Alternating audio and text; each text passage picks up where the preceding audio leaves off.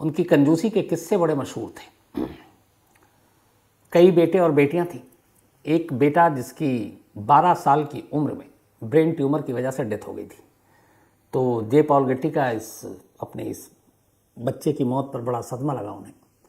लेकिन बाद में ये पता चला कि वो अपने बेटे की उस बीमारी और मौत से उतने दुखी नहीं थे जितना उस वक्त जब ब्रेन ट्यूमर का इलाज चल रहा था अस्पताल में, और इतने रईस शख्स जब उसके हॉस्पिटल के वो बिल देखते थे तो उस पर ज़्यादा बहस करते थे कि बिल इतना क्यों है। तो आप सोचिए कि दुनिया का सबसे रईस आदमी, दुनिया का सबसे अमीर आदमी, और वो भी इतना कंजूस कि अपने बेटे जो मरने जा रहा है उसके बिल को लेकर भी बहस हो रही है।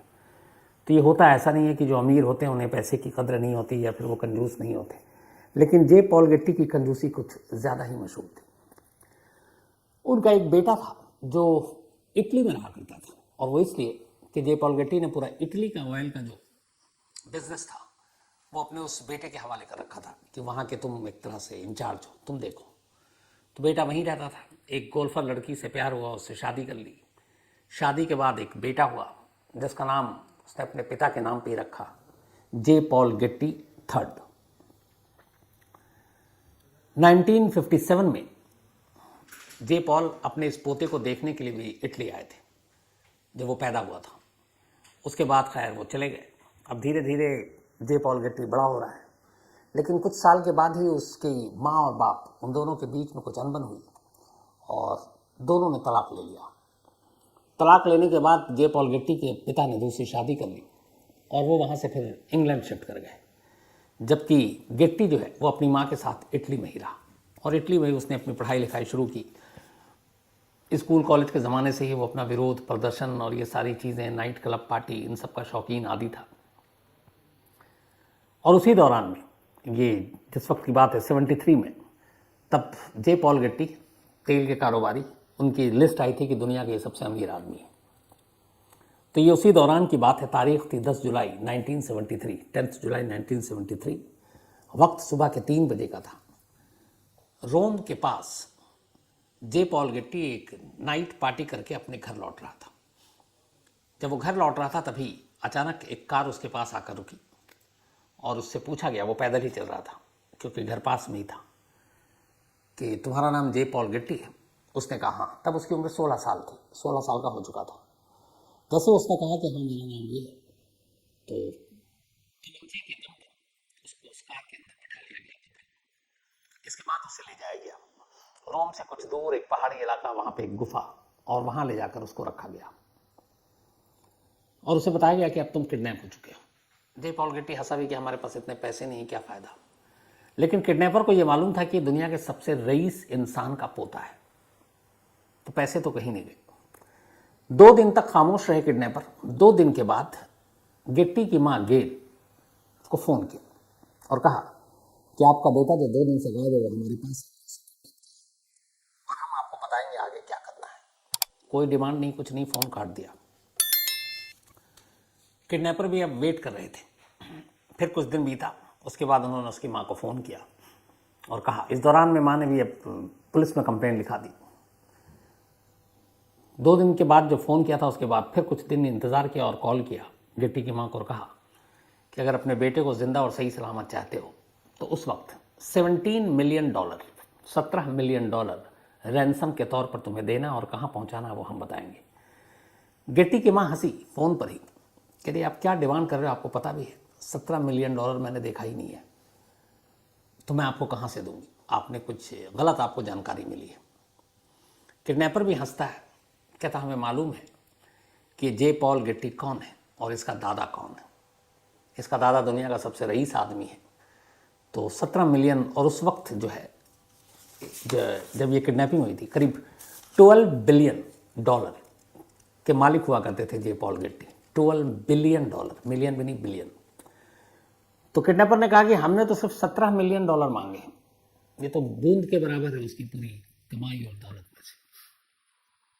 लेकिन गेट्टी की मां समझाती रही। उसने कहा कि देखो हमारा डिवोर्स हो चुका है, अब मेरा अपने इन लॉज के साथ कोई रिश्ता नहीं है, कई साल हो गए हमने कोई बात नहीं की, मैं अपने बेटे को यहाँ रोम में पाल रही हूँ। जिस पति से मेरा डिवोर्स हुआ उसने अपनी दूसरी शादी कर ली, वो ब्रिटेन में है, और जहाँ तक इसके दादा की बात है दुनिया के सबसे रईस आदमी, तो उनसे भी हमारा कोई अब रिश्ता नहीं है। क्योंकि डिवोर्स के बाद सब कुछ खत्म हो चुका है। तो बेशक वो पोता होगा, लेकिन वो उसके लिए इतने पैसे क्यों देंगे? किडनैपर ने कहा हमें मालूम है, वो अपने पोते को बचाने के लिए देंगे। अब इसके बाद फोन रखा गया। अब माँ परेशान, धमकी भी दी जा चुकी थी। किसी तरीके से ये बात अब अखबारों में भी आ गई। अब अखबार में भी हेडलाइन यही है कि दुनिया के सबसे अमीर आदमी जो अमेरिका में है, उसके पोते का इटली में किडनैप हो गया, 17 मिलियन रैंसम मांगा है, और जे पॉल गेट्टी का पोता है। अब ये बात अमेरिका तक पहुंची, गेट्टी के दादा तक पहुंची, न्यूज़ वाले वहाँ भी पहुंच गए। तो उनसे पूछा गया कि आपके पोते का किडनैप हो गया है, तो आप क्या रैंसम देंगे? उस वक्त एक कोट आया था जे पॉल गेट्टी का, अखबारों में छपा। उन्होंने कहा कि मेरे कुल 14 ग्रैंडसन हैं, 14 पोते हैं। अगर मैंने एक के लिए रैंसम की रकम दे दी तो फिर मेरे बाकी के 14 पोते भी किडनैप हो जाएंगे, तो मैं हर एक का रैंसम नहीं देना चाहता हूँ। ये कहकर उन्होंने मना कर दिया। अब इधर इसके बाद ये हुआ कि अलग अलग खबरें आने लगी। पहले तो खुद जे पॉल गेट्टी को ये लगा कि उनका पोता उनसे मजाक कर रहा है और अपनी माँ के साथ मिलकर कुछ पैसे ऐंठने की साजिश कर रहा है, क्योंकि दौलत है और उन्हें पता है कि दुनिया में सबको पता है कि वो बहुत कंजूस आदमी है, तो वैसे तो पैसे निकालेगा नहीं। तो ये कि इन्होंने नाटक किया है झूठी किडनैपिंग का, और उसके ज़रिए ये पैसा मांगने की कोशिश कर रहे हैं। अखबारों में भी इस तरह की खबरें छपी कि ये शायद साजिश है, किडनैपिंग हुई नहीं, क्योंकि दिन बहुत बीतते जा रहे हैं। अब पहले यही सारी चीज़ें हैं, तो लोगों ने इसको हल्के में लिया। खुद दादा भी, जो दुनिया का सबसे रईस आदमी, इसको हल्के में ले रहा है। धीरे धीरे वक्त बीता, महीने बीत गए, लेकिन अभी भी कोई डील नहीं, नेगोशिएशन नहीं। पैसे की जब बातचीत हो, पॉल गेट्टी साफ मना कर दे कि मैं तो पैसे दूंगा नहीं। तो अब हर एक को लग रहा था कि ये नाटक है, नौटंकी है। इधर जो किडनैपर थे, इटली के माफिया थे, वो उन्होंने उठा तो लिया जे पॉल गेट्टी को। अब रख रहे हैं, पैसे मांग रहे हैं 17 मिलियन। माँ उधर ये कह रही है, दादा उधर ये स्टेटमेंट दे रहे हैं, वो सब पढ़ भी रहे हैं अखबारों में। उन्हें लगा ये हो क्या गया, और इधर बच्चे को भी एक गुफा में रखे हुए, उसको टॉर्चर करें, मारे पीटे, लेकिन रखना भी है, खिलाना भी है। तो उन्होंने कहा कि इतना टाइम भी बीत रहा है, क्या करें। परेशान होकर वो इटली के जो किडनैप किया था माफिया, वो शायद छोटे गैंग वाले थे, उन्होंने बड़े माफियाओं से कांटेक्ट किया और कहा कि यार दुनिया के सबसे अमीर आदमी को हमने के पोते को किडनैप कर रखा और हमारे पास है, डील हो नहीं पा रही है। बड़े माफिया ने कहा चलो इसको हम देखेंगे, बड़ा केस है। तो उन्होंने उस बच्चे को उन किडनैपर से खरीद लिया कि ठीक है, तुम इतने पैसे ले लो, ये बच्चे हमारे हवाले कर दो, बाकी का आगे हम देखेंगे। उसने भी दे दिया कि कौन इतना झंझट पाले, महीने से ऊपर हो चुका है। अब जे पॉल गेट्टी दूसरे किडनैपर के हाथों बिक चुका है। ये पहले वाले से ज़्यादा प्रोफेशनल और ज़्यादा खतरनाक थे। इन्होंने कहा कि ज़्यादा टाइम नहीं लगाऊंगा। अब इन्होंने फिर से रैंसम कॉल मांगना शुरू किया, धमकाना शुरू किया, बट इधर से कोई रिस्पॉन्स नहीं आ रहा। माँ बार बार वही दुहाई दे रही है कि मेरे पास इतने पैसे नहीं है, आपको गलतफहमी हुई है, जिस रईस शख्स के नाम पे आपने किडनैप किया है मेरे बच्चे को, उनसे हमारा अब रिश्ता नहीं है, डिवोर्स हो चुका है, पैसे 17 मिलियन लाऊं कहाँ से। लेकिन अब ये किडनैपर प्रोफेशनल और ज़्यादा खतरनाक थे। इन्होंने कहा कि बात ऐसे नहीं बनी कि उन्हें ये भी पता था कि बहुत सारे लोग डाउट कर रहे हैं कि ये किडनैपिंग नहीं है, मजाक है। उन्होंने कहा रुको बताता हूँ। अच्छा, ये जुलाई में किडनैपिंग हुई थी, अक्टूबर का महीना आ गया, तो अगस्त सितंबर अक्टूबर 3 महीने बीत चुके हैं। अक्टूबर के एंड में अब जो दूसरा इटालियन माफिया जिनके कब्जे में है ये बच्चा, उनकी मतलब बर्दाश्त की हद खत्म हो गई। उन्होंने कहा कि अब कुछ करके दिखाना पड़ेगा। अक्टूबर के एंड में इन्होंने इस जे पॉल गेट्टी को जिस जगह पे रखा था कब्जे में, वहाँ एक कुर्सी पे बिठाया, उसे खूब शराब पिलाई और कहा कि तुम्हारे अब 3-4 महीने में बाल बहुत बड़े हो गए, तो तुम्हारी कटिंग करनी है। उसके बाद एक किडनैपर ने मुंह पे अपने मास्क पहना और शराब इतनी पिला दी थी कि वो भी अपना सुध बुध में नहीं था, चेयर पे बैठा हुआ उसके बाल काटने शुरू किए। बाल काटते काटते अचानक मौका देखते ही, क्योंकि बाल काटना उनका मकसद नहीं था, सीधे एक ही वार में उसका एक कान काट लिया, राइट ईयर, दाहिने तरफ का कान, पूरा कान काटा। तब जब काटा तब तक उसको वो पता चला, वो चीखने चिल्लाने लगा। कान काटकर उन्होंने सहेज कर रख लिया एक पॉलीथिन में। अब यह है कि किडनैप किया हुआ बच्चा है, अस्पताल भी नहीं ला सकते, डॉक्टर को भी नहीं ला सकते, तो अपने तरीके से जो भी इलाज था वो उन्होंने किया। और इस कान को अब पैक करके इन्होंने पोस्टल सर्विस के जरिए रोम के एक लोकल न्यूज़पेपर के दफ्तर को पोस्ट कर दिया। साथ में कुछ गेट्टी के जो बाल थे वो कान पे लपेटे, एक नोट लिखा और इन सारी चीज़ों को एक इन्वेलप में डाला उसके बाद एक लोकल न्यूज़पेपर का एड्रेस लिखा और उसे पोस्टल सर्विस के जरिए पोस्ट कर दिया। अब हुआ ये कि जब इन्होंने पोस्ट किया, इत्तेफाक से उस वक्त इटली में पोस्टल सर्विस का स्ट्राइक चल रहा था। तो जो इतने भी मेल थे, लेटर्स थे, वो सारे जहाँ तहाँ पोस्ट ऑफिस में पड़े हुए हैं, क्योंकि पोस्टल सर्विस के एम्प्लॉइज़ ने स्ट्राइक कर रखा है, तो कहीं डिलीवरी नहीं हो रही है। करीब 2 हफ्ते तक ये स्ट्राइक चली। 2 हफ्ते तक ये सारी चीज़ें, ये लिफाफा एक पोस्ट ऑफिस में पड़ा रहा। स्ट्राइक ख़त्म हुआ, उसके बाद फिर काम शुरू हुआ। तो आखिरकार कान काटने के 3 हफ्ते के बाद रोम के एक लोकल न्यूज़पेपर के दफ्तर में एक इन्वेलप आता है, एडिटर के नाम। इन्वेलप खोला जाता है। अब उसमें एक कटा हुआ कान, बाल और एक नोट, और उस नोट में ये था कि ये दुनिया के सबसे अमीर आदमी पॉल गेट्टी के पोते जे पॉल गेट्टी का एक कान है, राइट ईयर है, और ये कान हमने इसलिए भेजा था कि आप दुनिया को ये यकीन दिला सकूं, और साथ में फ़ोटो भी भेजा कि हमने इसको सचमुच किडनैप कर रखा है और ये किडनैपिंग का ही केस है, कोई मजाक नहीं है। और अगर 15 दिन के अंदर अंदर हमें $17 मिलियन नहीं मिले तो इसके बाद अगला कान भेजूंगा और उसके बाद फिर शरीर के अलग अलग हिस्से एक एक कर किश्तों में भेजता जाऊंगा। अगले दिन न्यूज़पेपर ने यह खबर छापी, पुलिस को इन्फॉर्म किया। अब पहली बार लोगों ने सीरियसली इस किडनैपिंग के केस को लिया। पहली बार खुद पॉल गेट्टी, अमेरिका के तेल के कारोबारी, उनको लगा कि सच में उनका पोता जो है वो किडनैप हो गया। उन्होंने CIA के एक एक्स एजेंट जो रिटायर हो चुका था, अब पहली बार सीरियसली लेकर उसको भेजा इटली कि जाओ तुम पता करो और उसको छुड़ाओ। वो एक्स एजेंट CIA का आया, लेकिन कोई फ़ायदा नहीं हुआ। अभी तक 15 दिन का डेडलाइन भी ख़त्म हो रहा है। नवंबर में ये अखबार में खबर छप गई थी कि 15 दिन के अंदर अगर आपने नहीं दिया तो फिर एक एक करके इसके शरीर के बाकी हिस्से भेजेंगे। तो CIA एजेंट से भी काम नहीं बना। अब प्रेशर आने लगा, मीडिया में खबर छप रही है। पॉल गेट्टी को ये भी पता है कि उनकी कंजूसी दुनिया भर में मशहूर है, तो उन्होंने लगा कि एक तोहमत लगेगा कि पोते को सिर्फ $17 मिलियन के लिए मरने दिया। चारों तरफ दबाव बना, तो फिर उन्होंने अपने आदमियों के जरिए किडनैपर से पहली बार कहा चलो बातचीत करते हैं। बातचीत शुरू। किडनैपर भी शैतान नहीं था।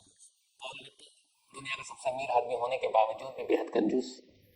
आखिरकार डील $3 मिलियन पर आकर रुकती है। 17 मिलियन मांगा था, $3 मिलियन पे बात बन गई कि $3 मिलियन देंगे। अब इसमें से भी $2 मिलियन पॉल गेट्टी ने दिया, इसलिए कि उनके वकील अवाकी ने कहा कि आप अपने टैक्स से जो रिबेट है, जो इस तरह की चीज़ें हैं आपके में, तो आप $2 मिलियन ही एक बार में दे सकते हैं। तब $1 मिलियन का सवाल था, वो क्या करें? तो फिर वकील ने कहा इसका भी आइडिया है। जिसका ये बेटा था जे पॉल गेट्टी, जिसकी माँ और बाप का तलाक हो गया, जो पहले इटली में था फिर लंदन चला गया, तो पॉल गेट्टी ने अपने उस बेटे को कहा कि ठीक है, $2 मिलियन तो मैं दे रहा हूँ, $1 मिलियन तुम दोगे और मैं तुमको 4% ब्याज पर ही $1 मिलियन दे रहा हूँ। मतलब एक बाप अपने बेटे को अपने पोते की जान बचाने के लिए $1 मिलियन उधार दे रहा है 4% के इंटरेस्ट पर। और इस तरीके से $3 मिलियन का इंतज़ाम किया गया। एक दुनिया के सबसे अमीर शख्स ने वो $3 मिलियन रोम तक पहुंचा, किडनैपर तक पहुंचा। किडनैपर को जब पैसे मिल गए तो 15 दिसंबर 1973, किडनैपिंग के ठीक 5 महीने के बाद 10 जुलाई 1973 को किडनैप हुआ था जे पॉल गेट्टी, और 15 दिसंबर 1973 को, 15 दिसंबर 1973 को $3 मिलियन मिलने के बाद रैंसम के तौर पर रोम के बाहर एक सड़क पर उसे छोड़ दिया गया। इसके बाद वो रोम पहुंचता, अपनी माँ के पास पहुंचता है। इधर उसकी अब तबीयत ख़राब हो गई थी, इसलिए कि उसका जो कान काटा तो उसको लेके बहुत सारे इन्फेक्शन हो गए, इलाज हुआ नहीं था, ब्लड गिरा, इलाज टाइम पे मिला नहीं, तो उसे अस्पताल ले जाया गया। और उस 5 महीने के ट्रॉमा ने 16 साल के जे पॉल गेट्टी के दिमाग पे बहुत ज़्यादा असर डाला। उसे ये भी था, बीच में उसने एक लेटर भी लिखा था अपनी माँ को किडनैपर के कहने पर कि प्लीज़ मेरी जान बचा लो, ये जो पैसे मांग रहे हैं आप दे दो। करीब 3-4 महीने पहले ही मतलब रिहाई के, लेकिन दादा ने तब भी नहीं सुनी थी। तो ये लेटर भी उसका न्यूज़पेपर में पब्लिश हुआ था और पॉल गेट्टी तक भी ये लेटर पहुंचा, लेकिन तब भी उन्होंने पोते को रिहा कराने के लिए उस वक्त अपनी कंजूसी की वजह से बहुत आगे आकर मदद करने को तैयार नहीं थे। तो 5 महीने के बाद वो किडनैपर के चंगुल से तो आज़ाद हो गया, लेकिन वो 5 महीने जो कब्जे में रहा, जिस तरीके से उसको टॉर्चर किया गया, वो उसके दिमाग में घर कर गया। कान वैसे ही कटा था, इन्फेक्शन था, धीरे धीरे अब उसको कई सारी बीमारियां होने लगी। और इसके बाद उसने इटली छोड़ा और फिर वो न्यूयॉर्क, वो न्यूयॉर्क नहीं, यूएस पहुंचा, और यूएस में फिर वो कैलिफोर्निया पहुंचा। वहाँ रहम खाकर उसके दादा ने बेवर्ली हिल्स पे उसको एक घर दिया। बाद में उस घर को एक तरह से हॉस्पिटल में तब्दील कर दिया गया कि उसको फिर स्ट्रोक पड़ा और पैरालाइज हो गया, चेयर पे बैठा था। लेकिन फिर ये कि जो कान कटा उस कान को प्लास्टिक सर्जरी के जरिए उसने लगवाया। 2011 में 54 साल की उम्र में जे पॉल गेट्टी की ऐसी ही तमाम बीमारियों से, क्योंकि स्ट्रोक के बाद वो कभी ठीक से संभल नहीं पाए, तो 54 साल की उम्र में 2011 में जे पॉल गेट्टी, जिसका 1973 में किडनैप हुआ था, उसकी मौत हो गई। जब उसकी मौत की खबर आई तो अखबारों में ये खबर छपी थी, जिसकी हेडलाइन थी कि हिंदी में ये थी कि जे पॉल गेट्टी थर्ड, चूँकि दादा का भी नाम यही था, इज डेड। और आगे वही था एक क्वेश्चन मार्क के साथ कि क्या उसका कान किडनैपर ने काटा था। ये क्वेश्चन मार्क था। ये क्वेश्चन मार्क और ये लाइन इसलिए लिखी गई थी क्योंकि उस वक्त तमाम लोग यही मानकर चलते थे कि किडनैपर ने कान नहीं काटा था। अगर दादा कंजूस न होते तो शायद कान भी नहीं कटता, शायद 5 महीने तक वो किडनैपर के चंगुल में भी नहीं रहता, शायद उसको मेंटल ट्रॉमा इतना झेलना नहीं पड़ता, शायद उसको स्ट्रोक नहीं पड़ता, शायद वो कुर्सी पर ना होता, और शायद 54 साल की उम्र में उसकी मौत नहीं होती।